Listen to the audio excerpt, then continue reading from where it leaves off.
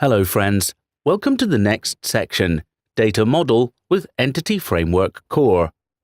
In this section, we will implement a proper DBMS-based data model using Entity Framework Core. We will create our database with the help of the Entity Framework Core, the well-known open-source Object Relational Mapper, ORM, developed by Microsoft.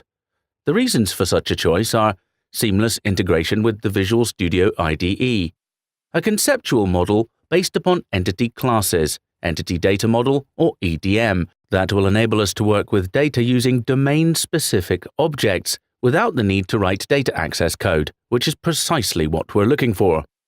Easy to deploy, use, and maintain in development and production phases. Compatible with all the major open-source and commercial SQL-based engines, or third-party EF-compatible connectors available via NuGet. In order to install Entity Framework Core, we need to add the relevant packages to the Dependencies section of our project file. We can easily do that using the Visual GUI. Go to Tools and select NuGet Packages and select Manage NuGet Packages.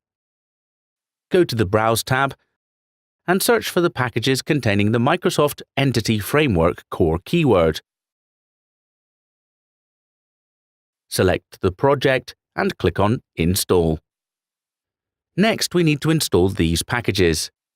Now that we have Entity Framework installed, we have to choose between one of the three available approaches to model the data structure: Model First, Database First, or Code First. Each one of them comes with its fair amount of advantages and disadvantages. While we won't dig too much into these, it could be useful to briefly summarize each one of them before taking the choice. Let's start with Model First approach. If we're not familiar with the Visual Studio IDE design tools, the Model First approach can be rather confusing. The key to understanding it is to acknowledge the fact that the word model here is meant to define a visual diagram built with the design tools. That diagram will then be used by the framework to auto-generate the database SQL script and the data model source code files.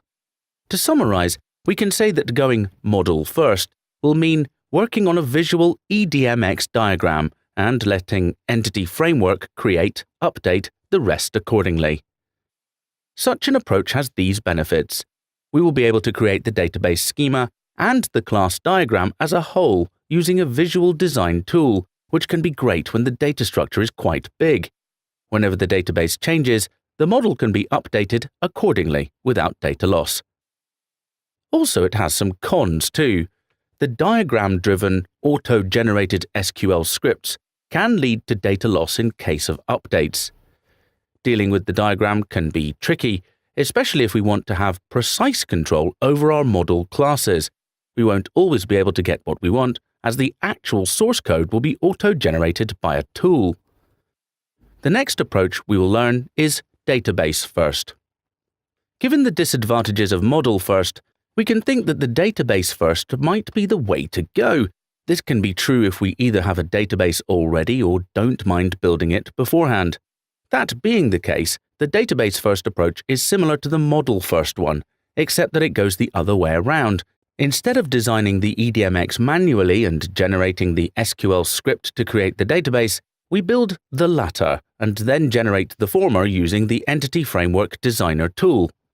We can summarize it by saying that going Database First will mean building the database and letting Entity Framework create, update the rest accordingly.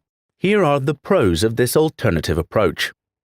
If we have an already existing database in place, this will most likely be the way to go, as it will spare us the need to recreate it. Risk of data loss will be kept to a minimum, because any change or update will always be performed on the database. And here are the cons.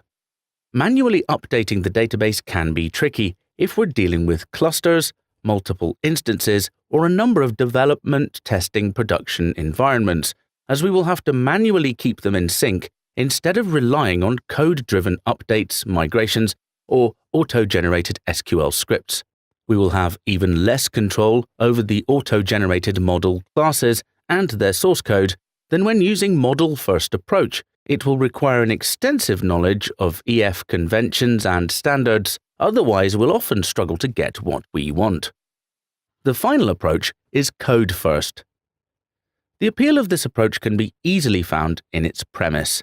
The code-first approach allows the developer to define model objects using only standard classes without the need of any design tool XML mapping files or cumbersome piles of auto-generated code. To summarize, we can say that going code-first means writing the data model entity classes we'll be using within our project and letting Entity Framework generate the database accordingly. Let's look at the advantages. There is no need for diagrams or visual tools whatsoever, which can be great for small to medium-sized projects as it will save a lot of time. A fluent code API that allows the developer to follow a convention over configuration approach to handle the most common scenarios, while also giving them the chance to switch to custom, attribute-based implementation overrides the need to customize the database mapping.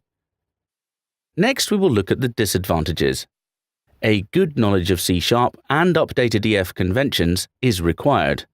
Maintaining the database can often be tricky, as well as handling updates without suffering data loss. As we can see by looking at the advantages and disadvantages of these three options, there is no such thing as an overall better or best approach. Conversely, we can say that each project scenario will likely have a best-suited approach. Regarding our project, considering the fact that we don't have a database yet, and we're aiming for a flexible, mutable, small-scale data structure, adopting the code-first approach will probably be a good choice.